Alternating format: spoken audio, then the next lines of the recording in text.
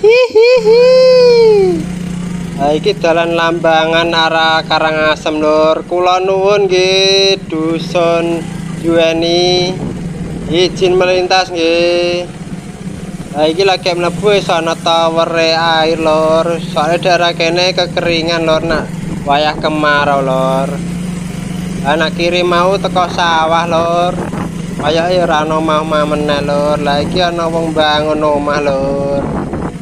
Amit nggih. Matur nuwun Mas MK Nafi komentare nggih. Lah iki prapatan iki kiri tekan ndi ya lur, ana tembusane ta ora lur. Nak kanan niku mesti terus tetep tembus jalan kono mau lur. Lah iki ana prapatan lur. Daripada kanan aku alung lurus ae lur. Lah nak kiri paling kok ya teko sawah lur, ora ana tembusane lur. Muga-muga lurus kene iki ora kesasar lur. Muga-muga ya tembusane lur. Dalane apik kene lur, do beton kabeh lur. Masyarakat kene sing omahe kesoting do komen ya lur, tanduwe dulur kene do diteki lur ben rame lur. Nah wong kene sing do komen rame niku aku ya seneng lur ngevlog lur.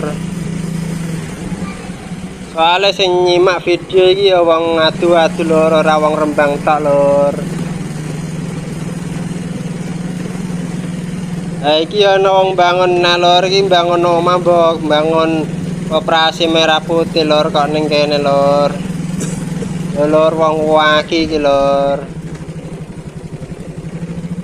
Amit ya Di.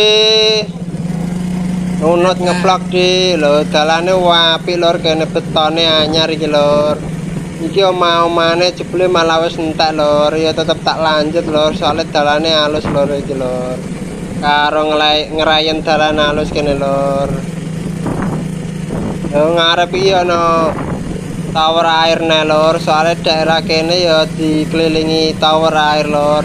Paling ya banget angele lur nak banyu nak wayah kemarau ngene iki lur. Iki malah dhuwur ngene lho kaya Lambangan etan mau pas pertama mlebu desa rene lur. Anak kiri kok Karangasem lur, nak kanan balik Lambangan lur. Suwun lur, do komen ya lur.